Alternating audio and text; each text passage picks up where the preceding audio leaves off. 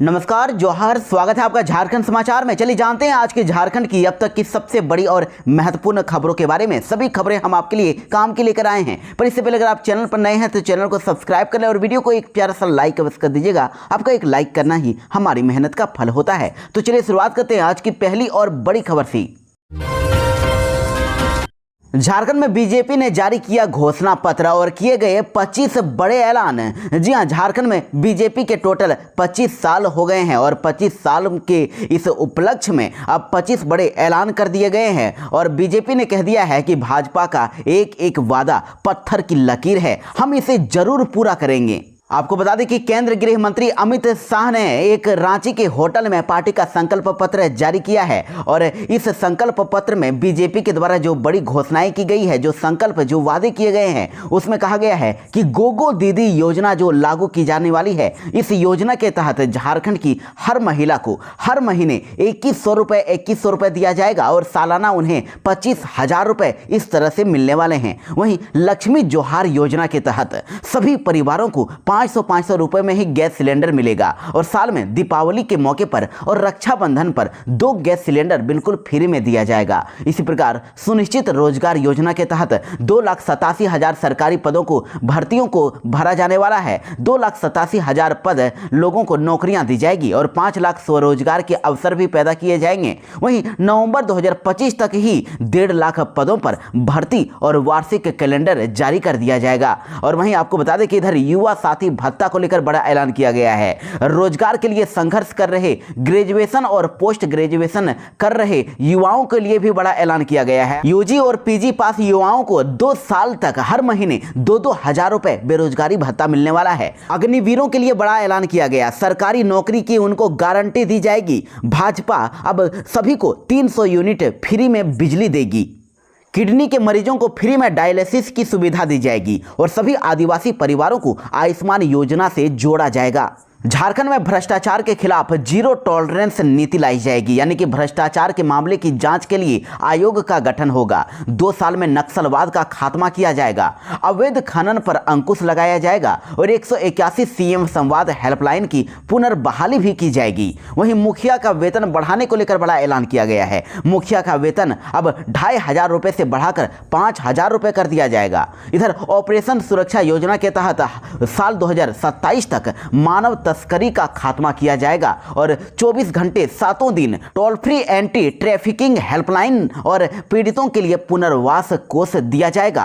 और कृषक सुरक्षा योजना के तहत किसानों को अब 3100 रुपए प्रति क्विंटल की दर से धान की खरीद की जाएगी। तो वहीं कटनी छटनी निवारण योजना के तहत अब कृषक आशीर्वाद योजना के तहत 5 एकड़ तक की भूमि पर किसानों को प्रति एकड़ 5,000 रुपए किसानों को सरकार देगी, यानी कि जिनका 5 एकड़ तक का भूमि है उनको 5-5 हजार रुपए मिलेंगे और 24 घंटे में ही डीबीटी के माध्यम से किसानों को यह पैसा भेज दिया जाएगा।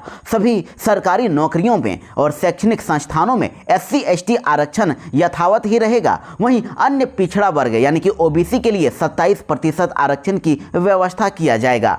इसी प्रकार डायमंड क्वालिड्रेशन एक्सप्रेस वे प्रधानमंत्री ग्राम सड़क योजना के तहत 25,000 किलोमीटर की सड़कें बनाई जाएगी और हर जिला मुख्यालय को राजधानी पटना से जोड़ने के लिए रेल नेटवर्क भी बनाया जाएगा, यानी कि रेल विभाग की ओर से पटरियां बिछाई जाएगी और अब रेल भी चलाया जाने वाला है और इधर सड़कें भी 25,000 किलोमीटर तक बनाई जाएगी। उसी प्रकार देश के प्रमुख शहरों में राज्य से बाहर रहने वाले झारखंडियों के लिए भी बड़ा ऐलान किया गया है। जो झारखंडी झारखंड से बाहर रहकर काम कर रहे हैं उनके सुविधा के लिए झारखंड जोहार भवन का वहां पर निर्माण होगा, ताकि लोग वहां पर ठहर सकेंगे, रात बिता सकेंगे और कुछ दिन रह भी सकेंगे।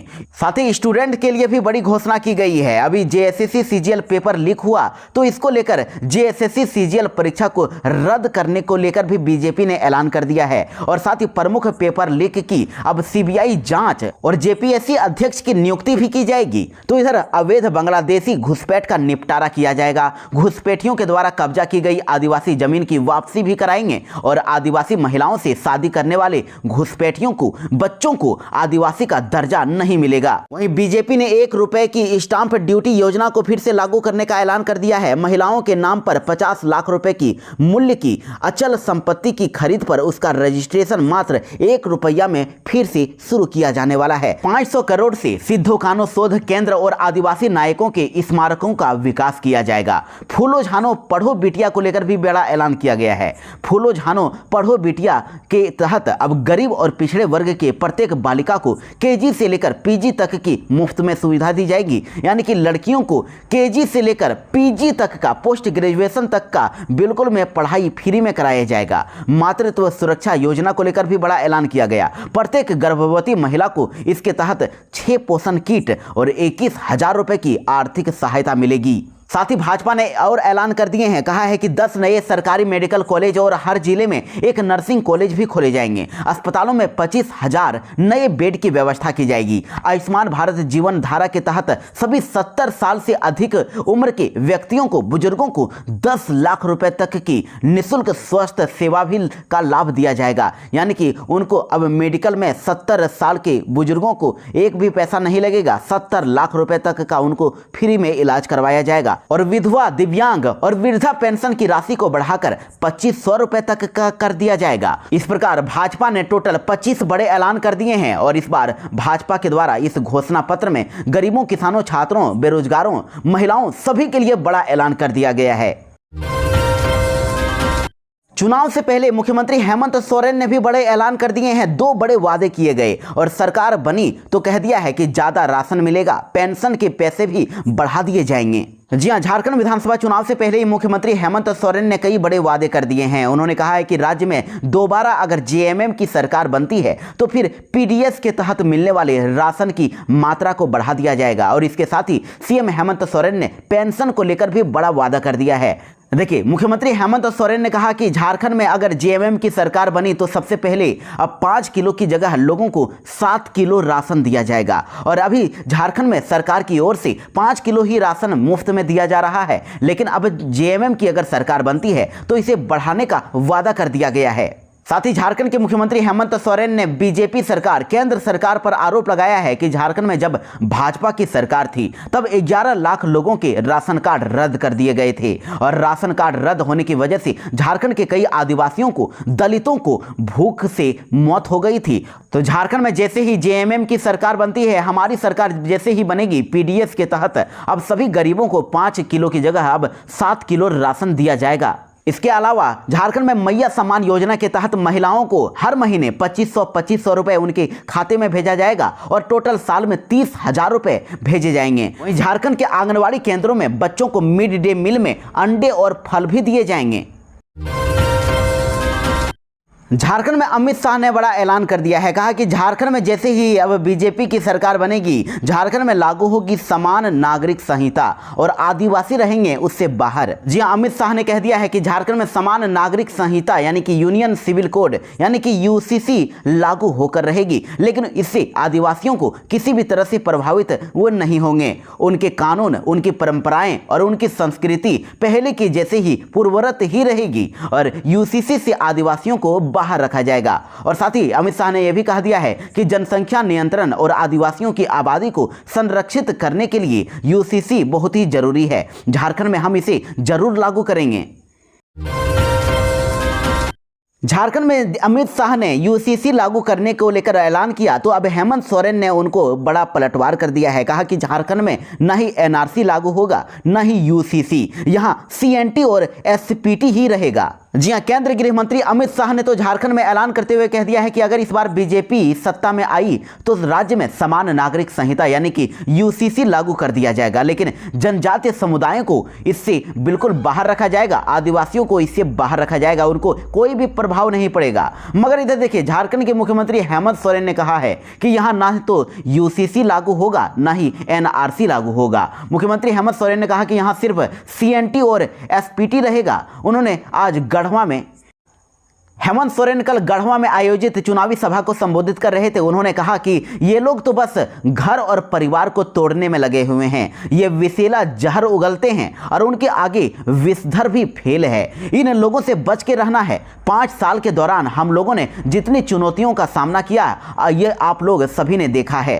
ये लोग तो बस यहाँ का बेटा आदिवासी और मूलवासी को हटाना चाहते हैं। जब हम लोगों ने आपके लिए काम यहाँ पर शुरू किया, सरकार गठन के बाद इन लोगों ने झूठे आरोप में मुझे जेल भेज दिया, जेल में डाल दिया। और यहाँ के आदिवासी, मूलवासी, दलित और पिछड़ों से कोई भी यहाँ के इनको मतलब नहीं है। उन्हें मतलब है यहाँ के खनिज संपदा से। ये लोग तो झारखंड के खनिज संपदा का 1,36,000 करोड़ हमें बकाया भी नहीं दे रहे हैं। इसके साथ ही हेमंत सोरेन ने ऐलान कर दिया है कि 5 साल में हर घर में 1-1 लाख रुपए हम पहुंचाने का काम करेंगे। और हम लोगों ने कानून बना दिया है, जिनके खाते में 1,000 रुपए जा रहा है वह अब 2,500 रुपए हो जाएगा। झारखंड में जिनका भी सहारा इंडिया में पैसा फंसा हुआ है उनके लिए बड़ी खबर है। बीजेपी ने अमित शाह ने ऐलान कर दिया है कि सहारा के निवेशकों की पाई वापस कराएगी भाजपा की सरकार। जी हां, झारखंड विधानसभा चुनाव से पहले केंद्रीय गृह मंत्री अमित शाह ने सहारा के निवेशकों के लिए बड़ी घोषणा कर दी है। अमित शाह ने कह दिया है कि झारखंड में भारतीय जनता पार्टी की सरकार बनते ही सहारा के सभी वैध निवेशकों की पाई हम वापस करवाएंगे। सभी को फिर से पैसा जो है वापस मिल जाएगा। जिन लोगों ने भी सहारा इंडिया में पैसा इन्वेस्ट किया था उनको पैसा अगर अभी तक नहीं मिला तो उनको जरूर पैसा मिल जाएगा। हेमंत सोरेन ने बीजेपी और आजसू पार्टी दोनों को दिया बड़ा झटका। कई नेताओं को झारखंड मुक्ति मोर्चा में कराया शामिल।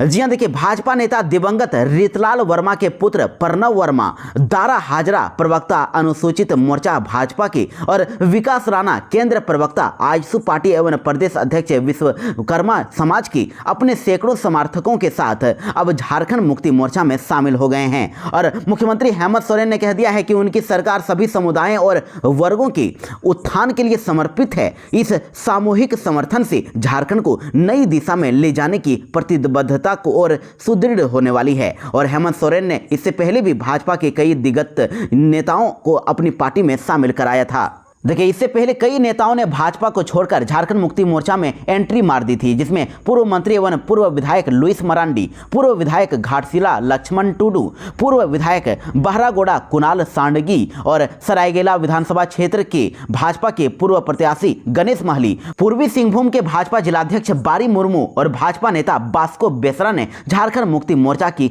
सदस्यता ग्रहण कर ली थी। 8 नवंबर को झारखंड आएंगे राहुल गांधी। लोहरदगा में होगी चुनावी सभा। जी हां, लोकसभा में नेता प्रतिपक्ष और कांग्रेस के पूर्व अध्यक्ष राहुल गांधी की चुनावी रैली लोहरदगा में होने वाली है। एक बार फिर से वो झारखंड आने वाले हैं और झारखंड विधानसभा चुनाव को लेकर राहुल गांधी लोहरदगा विधानसभा में कांग्रेस प्रत्याशी डॉक्टर रामेश्वर उरांव के पक्ष में चुनाव प्रचार करेंगे। राहुल गांधी के आगमन की डेट और जगह तय हो गया है और पार्टी ने इसकी तैयारी भी शुरू कर दी है। और वहीं पूर्व राज्यसभा सदस्य धीरज प्रसाद साहू ने राहुल गांधी के कार्यक्रम की जानकारी दी है। कांग्रेस पार्टी की ओर से डॉक्टर रामेश्वर उरांव लोहरदगा विधानसभा सीट से प्रत्याशी हैं और डॉक्टर रामेश्वर उरांव की जीत सुनिश्चित करने के लिए राहुल गांधी चुनाव प्रचार के लिए लोहरदगा आ रहे हैं। झारखंड में कांग्रेस ने लिया बड़ा एक्शन। 3 दिग्गज नेताओं को 6 साल के लिए किया निष्कासित।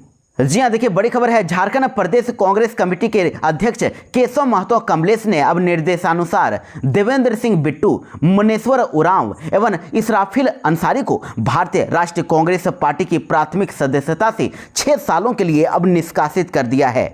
इन पर अनुशासन तोड़ने पर कार्रवाई की गई है। देखिए, आशय की जानकारी देते हुए इधर प्रदेश कांग्रेस मीडिया विभाग के चेयरमैन सतीश पाल मुंजनी ने बताया है कि विधानसभा चुनाव 2024 में मनिका विधानसभा क्षेत्र से मुनेवर उरांव और गोमिया विधानसभा क्षेत्र से इसराफिल अंसारी तो वहीं पांकी विधानसभा क्षेत्र से देवेंद्र सिंह बिट्टू ने कांग्रेस पार्टी के अधिकृत प्रत्याशी के खिलाफ मैदान में उतरकर अनुशासन तोड़ा है। और यह भारतीय राष्ट्रीय कांग्रेस के संविधान के अनुशासनात्मक नियम के क्रमांक 4 का प्रत्यक्ष रूप से उल्लंघन है, इसलिए इन पर कार्रवाई की गई है। झारखंड में धार्मिक स्थल में तोड़फोड़ के बाद हुआ भारी बवाल। 20 घंटे सड़क किया जाम और दुकानों को कराया बंद। जी हां, झारखंड के चाईबासा से बड़ी खबर है। यहां पर चाईबासा में एक धार्मिक स्थल में तोड़फोड़ की गई और इस घटना के बाद इलाके में तनाव फैल गया। करीब 20 घंटे तक सड़क जाम रहा और इलाके की दुकानें, बाजारें बंद रही। पुलिस प्रशासन ने मशक्कत के बाद आक्रोशित लोगों को मनाया और 72 घंटे की अल्टीमेटम के बाद नाराज लोगों ने अब आंदोलन खत्म किया। यह जगन्नाथपुर थाना क्षेत्र अंतर्गत जेतगढ़ मोची शाही इलाके की घटना है। झारखंड में गिरिडीह में 1038 बोतल अंग्रेजी शराब बरामद हुई। बिहार भेजने की थी तैयारी, घर से बरामद हुआ शराब, एक व्यक्ति गिरफ्तार। जी हां, गिरिडीह के जमुआ पुलिस ने एफएसटी टीम के साथ अवैध अंग्रेजी शराब तस्करी के खिलाफ बड़ी कार्रवाई की है। एसपी के द्वारा गुप्त सूचना के आधार पर अनुमंडल पुलिस पदाधिकारी राजेंद्र प्रसाद के नेतृत्व में छापेमारी अभियान चलाकर एक घर से 1038 बोतल अवैध अंग्रेजी शराब बरामद किया गया है। वहीं एक व्यक्ति को भी पुलिस ने गिरफ्तार किया है। वहीं अनुमंडल पुलिस पदाधिकारी राजेंद्र प्रसाद ने बताया कि गुप्त सूचना प्राप्त हुई थी और जमुआ थाना क्षेत्र के द्वारपहरी में स्थित कैलाश प्रसाद साव पिता स्वर्गीय दर्शन साव के घर से अवैध रूप से अंग्रेजी शराब बरामद किया गया है। देखिए, बड़ी खबर आ रही है। लॉरेंस बिश्नोई गैंग की तरफ से लगातार नेताओं को भी अब जान से मारने की धमकी मिल रही है और बिहार में पूर्णिया सांसद पप्पू यादव के बाद अब यूपी के यानी कि उत्तर प्रदेश के मुख्यमंत्री योगी आदित्यनाथ को भी मिली जान से मारने की धमकी। जी हां, महाराष्ट्र की मुंबई पुलिस ने अब उत्तर प्रदेश के मुख्यमंत्री योगी आदित्यनाथ को जान से मारने की धमकी मिलने की सूचना दी है। ट्रैफिक पुलिस को अज्ञात नंबर से व्हाट्सएप मैसेज के माध्यम से भेजी गई इस धमकी में मांग की गई है कि आदित्यनाथ 10 दिनों के भीतर अपने पद से इस्तीफा देने या गंभीर परिणाम भुगतने के लिए तैयार रहें। और इस मैसेज में यह भी कहा गया है कि अगर योगी आदित्यनाथ ऐसा नहीं करते हैं तो उन्हें बाबा सिद्दीकी की तरह मार दिया जाएगा। और आपको बता दें कि हाल ही में पूर्व मंत्री और एनसीपी अजित पवार नेता की बांद्रा में गोली मारकर हत्या कर दी गई थी। वैसे हिंदुस्तान टाइम्स की रिपोर्ट के मुताबिक धमकी मिलने के बाद मुंबई आतंकवाद निरोधक दस्ते यानी कि एटीएस ने अब उल्लासनगर पुलिस के साथ संयुक्त अभियान चलाकर मामले में एक महिला को गिरफ्तार कर लिया है। फिलहाल पुलिस मामले की जांच कर रही है। वहीं पुलिस ने बताया है कि महिला की उम्र 24 साल है और उसकी पहचान फातिमा खान के रूप में हुई है, जो पड़ोसी ठाणे जिले के उल्लासनगर इलाके में रहती है। वह अपने परिवार के साथ रहती है और उसके पिता लकड़ी का कारोबार करते हैं। और इसी बीच ये भी खबर आ रही है कि भाजपा के स्टार प्रचारकों में शामिल योगी आदित्यनाथ 20 नवंबर को होने वाले राज्य विधानसभा चुनावों के लिए भी प्रचार करने के लिए महाराष्ट्र का दौरा कर सकते हैं।